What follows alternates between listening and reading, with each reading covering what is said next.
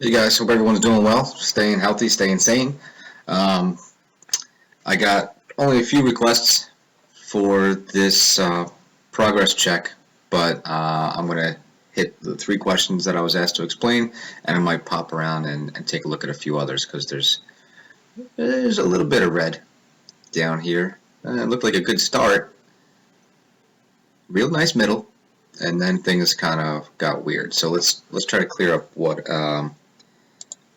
if we have any confusion here, whatever we're confused about. So let's just hit numbers 10 and 13 first. 10.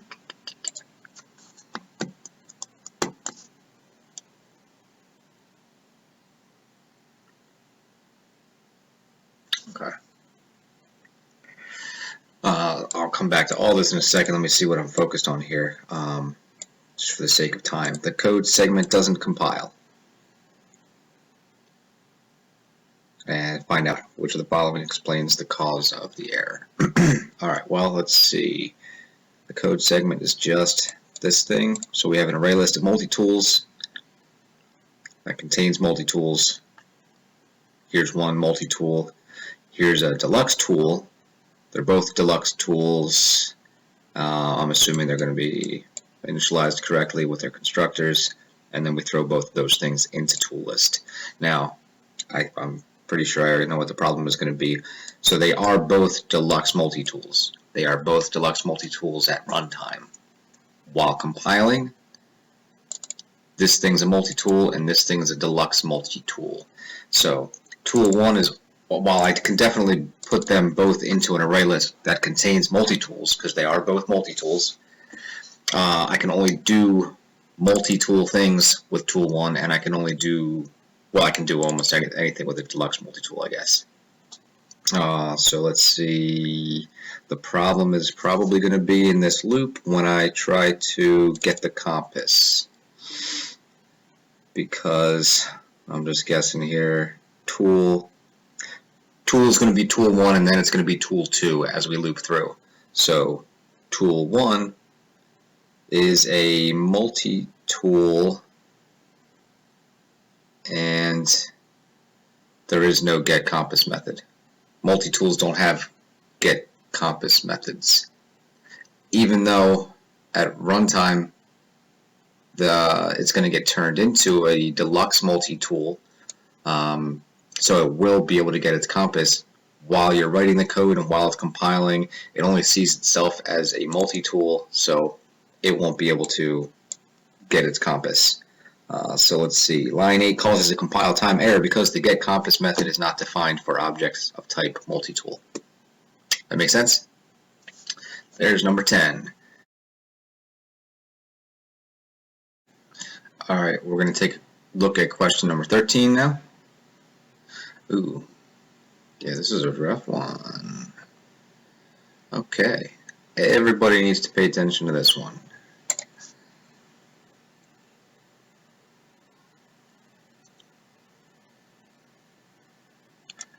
Okay, we've got a first class that does stuff. Cool. A second class that extends the first, that does a thing. And then we've got a third class that extends the second class.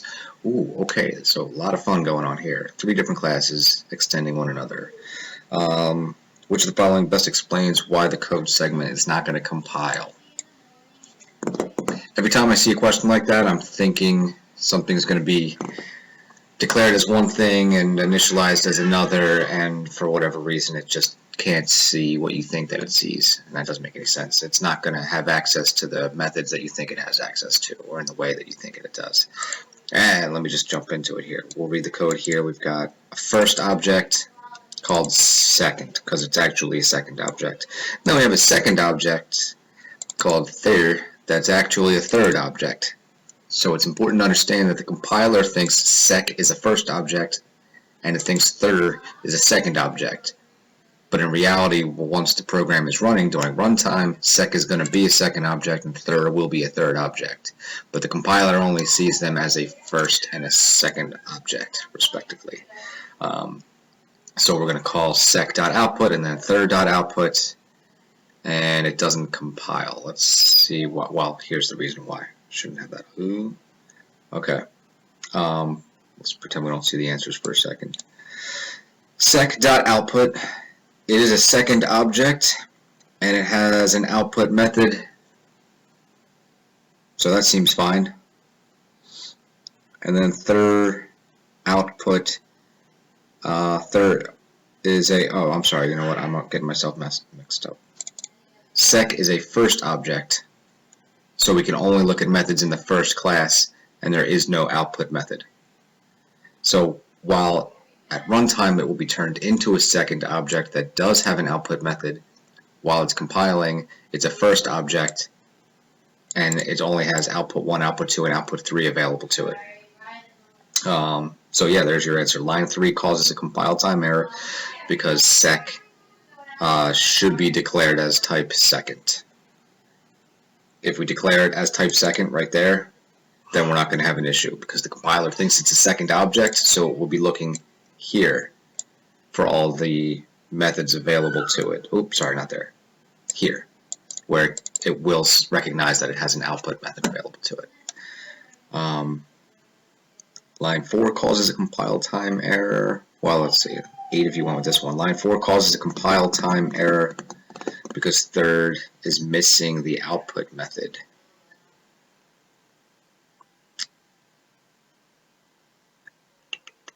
Well, third is a second object. The compiler thinks third is a second, well, it is a second object. So it's only looking in the second class for output, which it finds. So it's not going to have an issue with that. It doesn't matter that third itself doesn't have, even at runtime, it's not going to matter that third doesn't have an output method.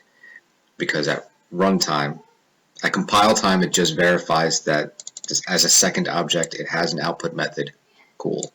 At runtime, even when it gets turned into a third object, I know there's no output method here, but that's the whole point of inheritance. It's going to inherit the second class's output method. So it does have an output method. It's just hiding in another class somewhere. So I hope that clears up number 13. Let's try number 18.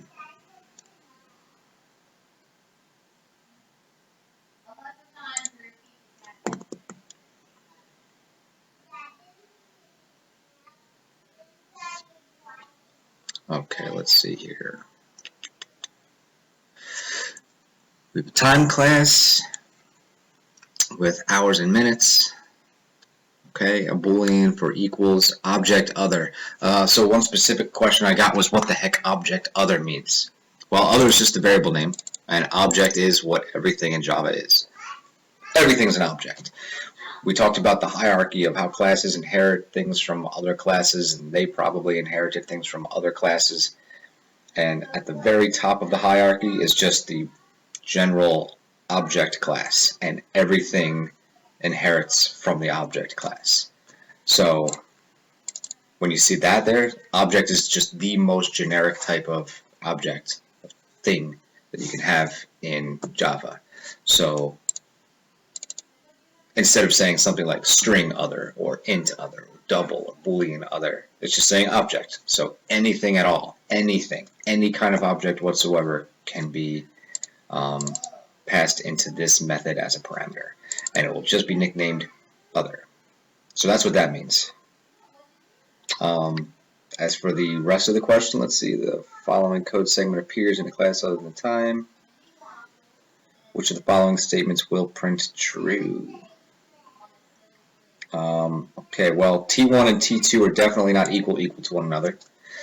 That would imply that they're literally the exact same object, and they're not because of this new keyword right here. T1 is a brand new time object, T2 is a brand new time object. So even if they kind of look the same, they can't possibly be equal to one another because they're different objects. Even though it looks like this is going to be 60, 70 minutes, they're both 70 minutes, they're both an hour and 10. But they're completely different objects. They're different 70-minute time objects. Sysout T1 dot equals T2. All right, now we got to understand how the equals method works. Basically, if other is null, get us out of here. There's no way they're the same. Time T equals. So if other can be cast to a time object, that's what's happening right there. Assuming checks were performed before we got here to make sure other can be turned into an object, but who cares? Now what I'm going to return hours times 60 plus minutes equals t dot hours.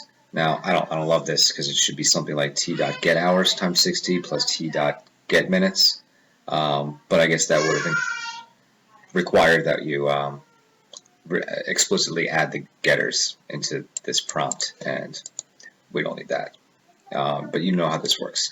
This is the hours and the minutes from this new time object, which is the other object that was passed in, and then it just got casted down to a time object.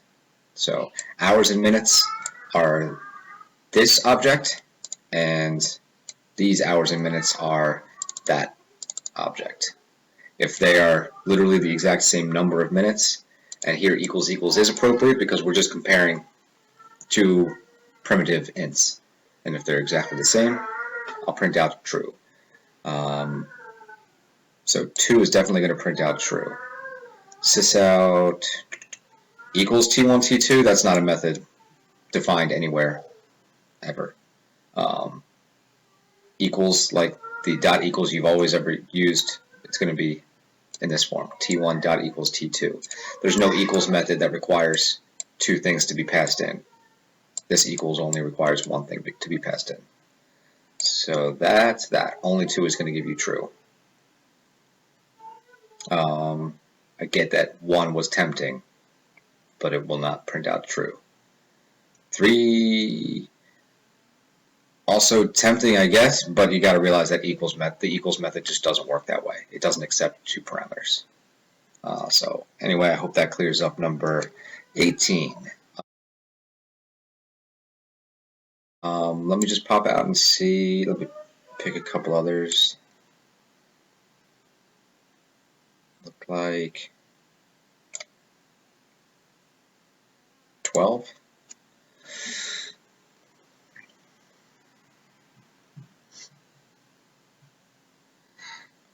Okay, which of the following best explains why the segment will not compile? I think the same thing is happening over and over. Let's see. We have an appliance and a refrigerator. Oh, hi. You want to say hi? She's fine. Alright, we've got an appliance and a refrigerator, but they're both going to be refrigerators at runtime. But during compiling, one is an appliance and one is a fridge. Let's see. Display features requires that I send a refrigerator into it. Okay. And on this line right here, while I know during runtime, A1 is going to act like a refrigerator and everything's going to be cool, while it's compiling, the program thinks this is an appliance, and I can't send an appliance. I can't send an appliance, and I have to send a refrigerator in. So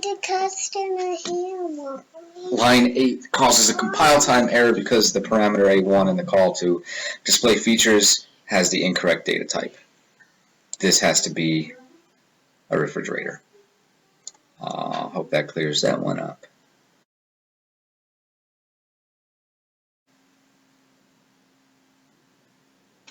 All right, last one. Let's look at number 11.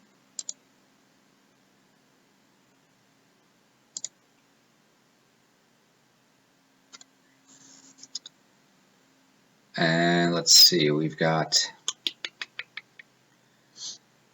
a thing class and a more thing class that extends thing. Now, somebody was asking about this. I think somebody was asking about this, what it means by implementation not shown, and that just means that you don't care what is going on in the class. You're not being tested on what's specifically happening in this program. You're just being tested on your working knowledge of how inheritance works. So we have a thing array that specifically holds a bunch of more things. And then we have 3 things being declared and initialized different ways. A thing that will still be a thing later, a thing that will be a more thing later, and a more thing that will still be a more thing later. Now, this array is only going to hold on to more things. So that means this guy's not going to be allowed in. I know it looks like he is, but he's not, because he's only ever going to be a thing. He will not specifically be a more thing. I feel like this might compile, but then I could be wrong. It's going to break somewhere, maybe during compiling or runtime, but it's going to break because a T1 is a more thing, so I can't get that into a, or it's just a normal thing, and so I can't get it into a more thing array. Anyway, that's about my time, so I gotta go before this video shuts off. If you have any more follow-up questions, just shoot them my way, okay?